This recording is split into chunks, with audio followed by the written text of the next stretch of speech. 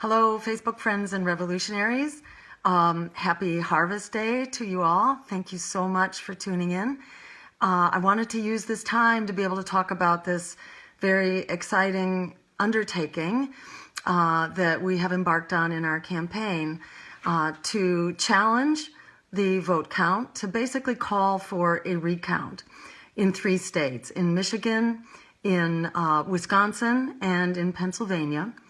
And essentially what we're doing here is standing up for an election system that we can trust. We deserve to have votes that we can believe in. And I wanted to answer some of your questions and give you some of the background about this. So let me say, first off, in brief, this is a commitment that Greens have expressed. This is part of our platform, that we stand for election integrity, that we support voting systems that respect our vote, that encourage our vote, that make it possible for all of us to exercise our constitutional right to vote. And we demand voting systems that are accurate, that are publicly controlled, that are not privatized, that are not seeking profit-driven corporations. We also, demand an end to voter intimidation and to the use of sort of Jim Crow voter suppression through voter ID laws, through this interstate cross-check system, which was used in this election widely to strip the voter rolls of people of color in particular. And to pursue election integrity, there are many things that we need to do. And I want to be really clear that this initiative of calling for a recount focuses on one particular issue, but that's not the only thing that we're fighting for. And I want to just say right off the bat that we are hosting a conference in Washington, D.C. in the middle of February. Stay tuned. And in that conference, we're going to be pushing for ranked choice voting, for an end to voter ID laws and vote suppression of communities of color. We're also going to be pushing for an end to the Electoral College and for full enfranchisement of every voter. Every voter should count, not just those in swing states.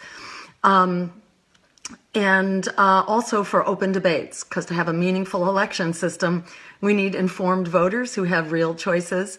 And ranked choice voting is a part of this, because we need to be able to vote our values.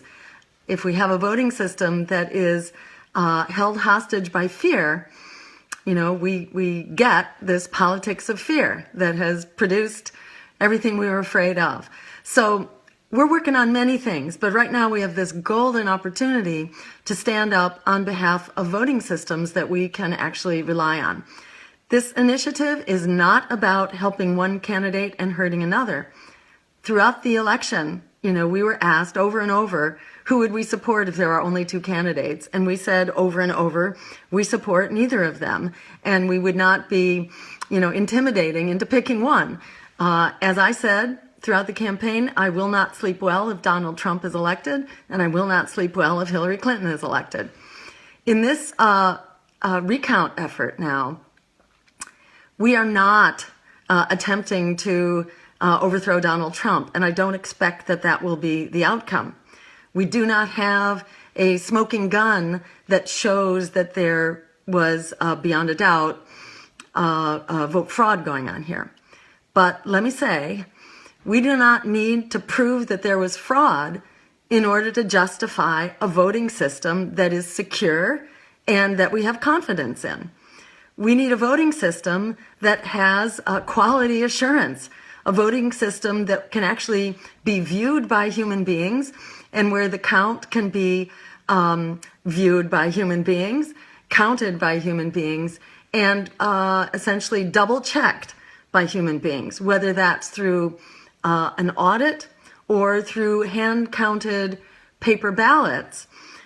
We need a more secure voting system. As Greens, we've generally called for hand-counted paper ballots as the gold standard that absolutely ensures that this is a voting system which is tamper-proof, which is transparent, which takes place in the light of day, which is counted as a community event with lots of observers, in which we can be very confident that we, the voters, are being heard, that the system is not being tampered with.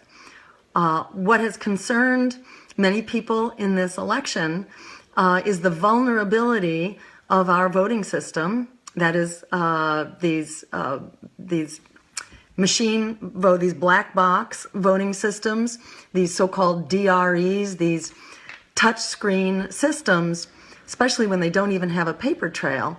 They're very vulnerable to tampering, to the imposition of malware, and to basically be programmed to serve, the interests of a nefarious actor.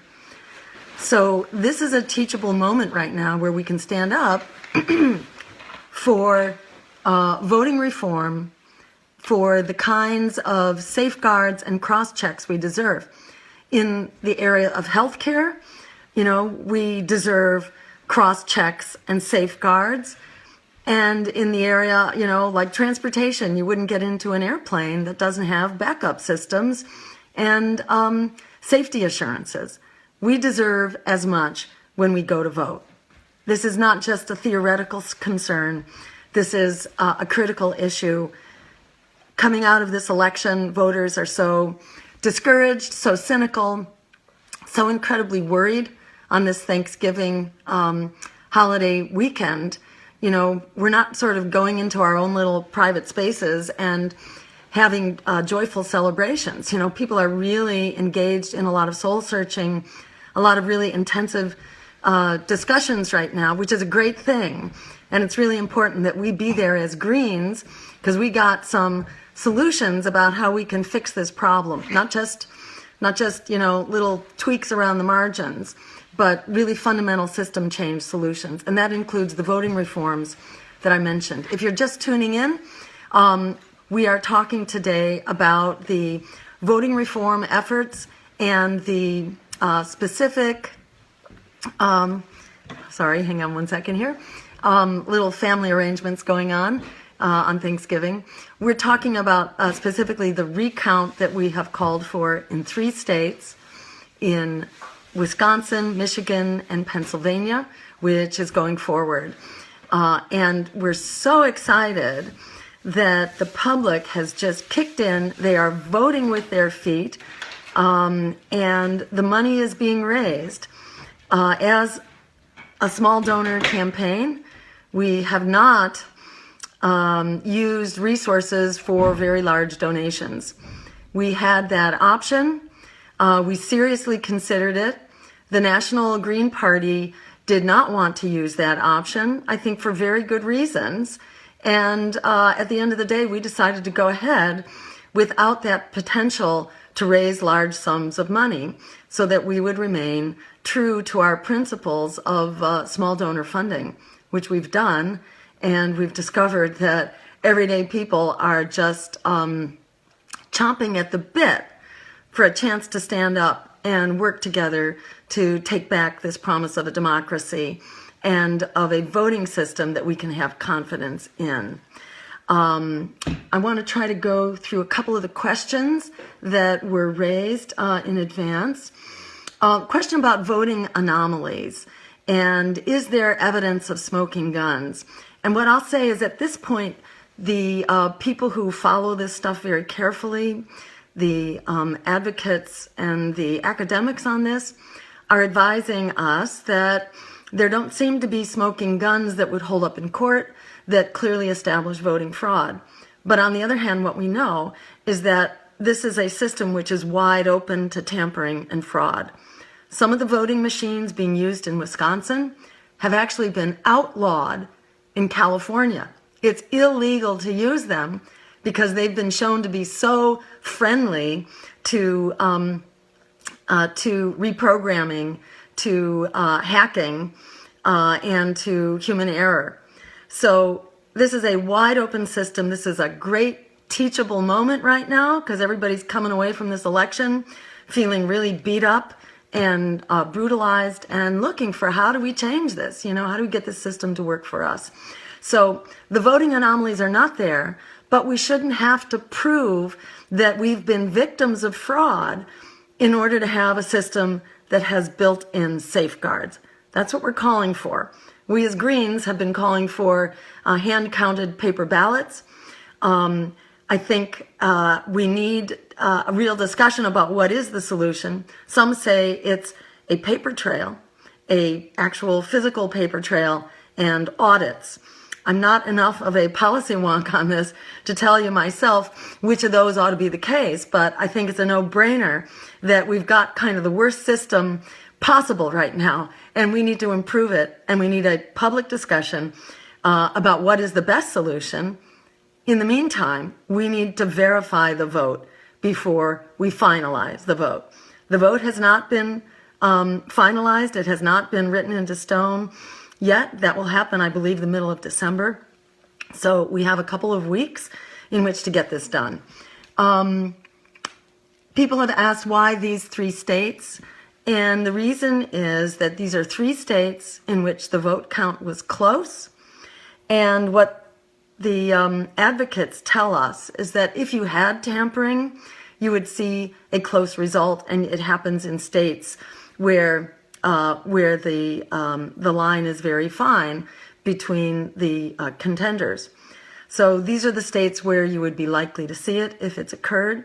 And what we're calling for is that paper recount of what the votes actually were, so we can count the paper ballots and compare them to the count that's been generated by these machines that are kind of operating in a universe of their own, without anybody ever looking to see whether they're accurate or not. We need to know. Let's see, people have asked about the Green Party, the National Green Party. And, you know, what I got to say is that as a national party, we've taken a stand for decades that we are a small donor enterprise. And the question that we brought to the National Committee was whether we should undertake a large donor option for this purpose. And they were split. They were not comfortable moving ahead with that, with the large donor piece of this. And let me say that as we then thought about that, we as a campaign agreed, and we have remained a small donor campaign and have gone forward. And what we've seen is that people are overjoyed as small donors to make this happen. In the course of less than 24 hours, we raised over $3 million that came pouring in. We didn't have to work hard for it. We basically put out a press release and we put up a website. And the American people did the rest. We've heard from many of you for quite some time. You know, when were we going to challenge the vote? When were we going to call for a recount?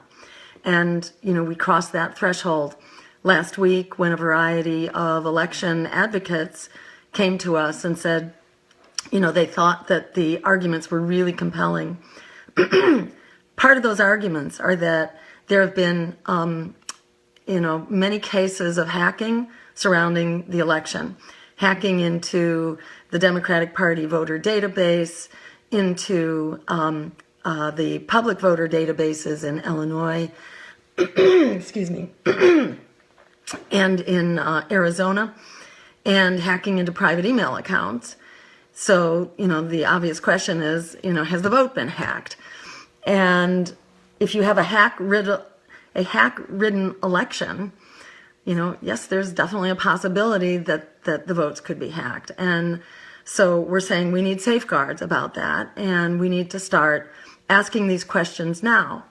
It's outrageous that we have to raise $1 million in order to verify the vote.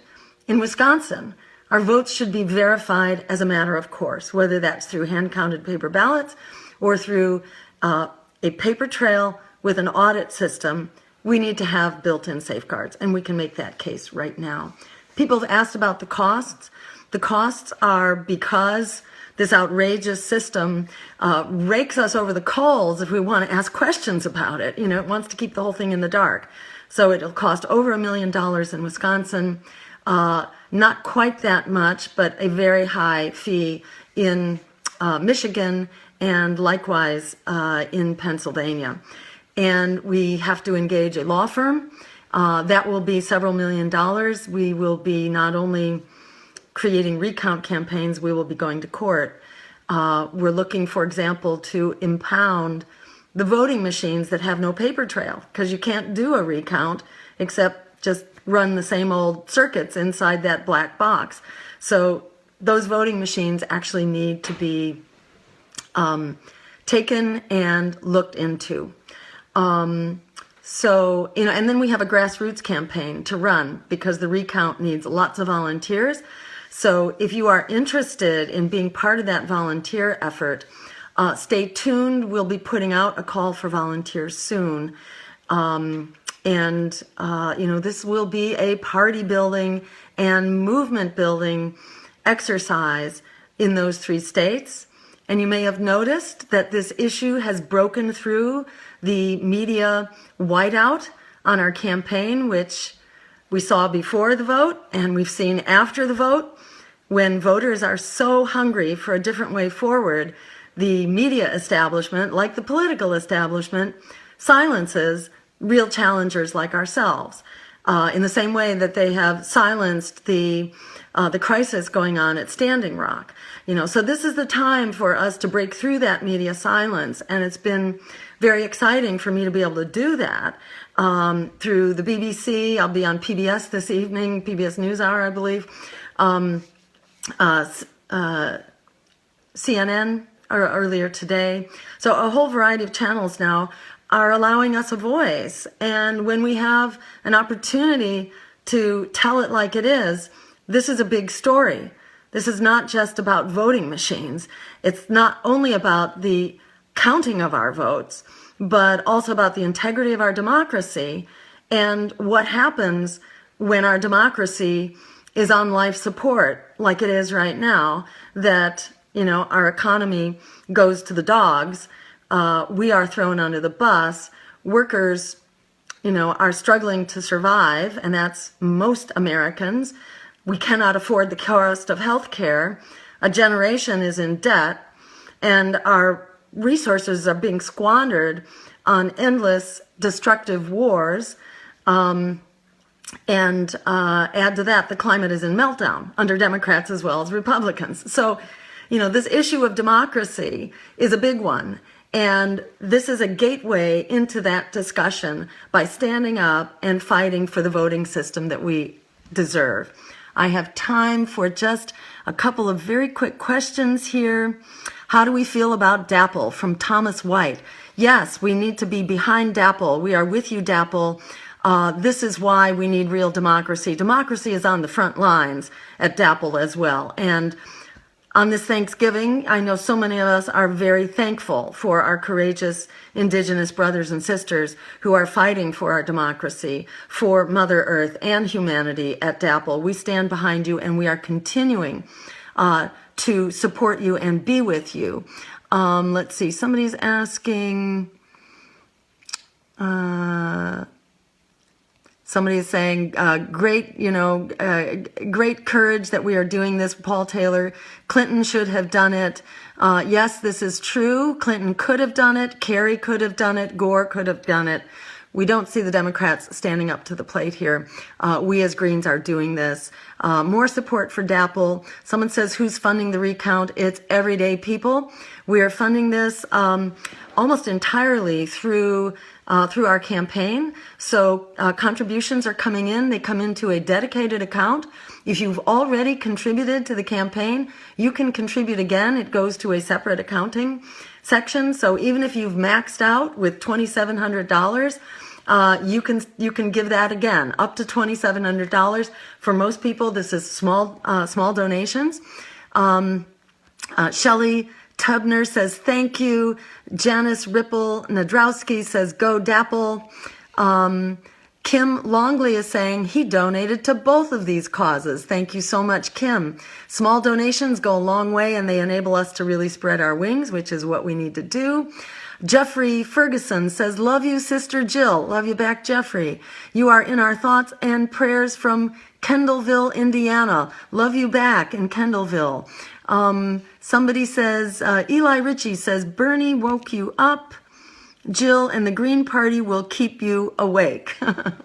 Well, Bernie certainly gave us a lot of disgruntled people who saw that you can't have a revolutionary campaign inside of a counter-revolutionary party. So welcome to the burners that are now burning green with us. We are an unstoppable movement, and we will continue this. So keep joining us on these Facebook presentations. We're calling this the Green News Network, or maybe the Green Action Network, and there's more to come. So I need to close us out for today. We're actually getting bombarded with press right now, and we want to get the good word out there that we the Greens are here, and we are leading the charge for our democracy and the peaceful, just, green future that depends on it. We are the ones we've been waiting for. Thank you so much, Facebook supporters, campaign supporters. We are, let's see, what are they saying? Okay, I've just gotten word we have a couple more minutes.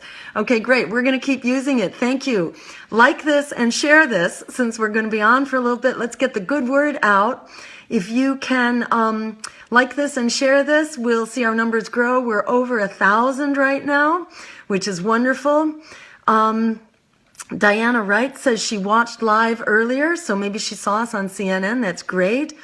What about Prop 64 in California? And I'm not in California. I'm assuming that was, the marijuana legalization, I believe, which we very much supported. I don't want to report that result because I don't recall offhand. If someone wants to text in and confirm that that passed, I believe it did, but I can't say for sure. Pixie Anderson, thank you for being at Standing Rock. You won my vote with that move. Thank you so much. I think we're all here together doing what we need to do. Do you support a corporate blackout? A corporate boycott on Black Friday? Off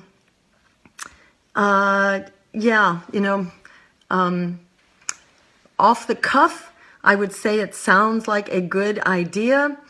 We need to stand up for working people, and stand up for the workers who really make our economy work. Our economy would work a whole lot better if our workers were being paid living wages. So I assume that would be part of this Black Friday demonstration, which I would be all in favor of. Let me also remind you that we will be holding major demonstrations, particularly in Washington, D.C., as part of the inauguration protests, the Occupy inauguration, because it's really important for us to be standing up and leading the way forward.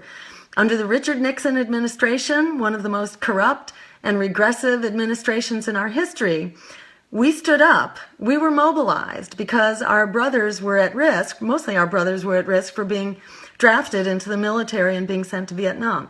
So we had a very mobilized American public. We brought the troops home from Vietnam. We created the Environmental Protection Agency. We won women's right to choose from a very conservative Supreme Court, and protections for workers in the workplace through OSHA. So we need to go back to the future here and adopt the mindset. Our lives were on the line in the 1960s from the draft. Well, our lives are on the line right now, whether it's from the economic draft, whether it's from a generation locked into debt, whether it's from the climate meltdown that actually does put our lives in peril, and the impacts of climate change, especially on communities of color, on the indigenous community, like what's going on right now in Standing Rock. Our lives are on the line if you are an immigrant, that is, if you are a citizen of the world who's been a victim of predatory economic policies and wars that have created this crisis of immigration right now. So our lives are on the line. We need to stand up, forget the lesser evil, fight for the greater good. Let's have the courage of our indigenous brothers and sisters and our elders who were part of that fight in the 1960s that moved us forward. We can do that now, even under Donald Trump. Join us at Occupy Inauguration.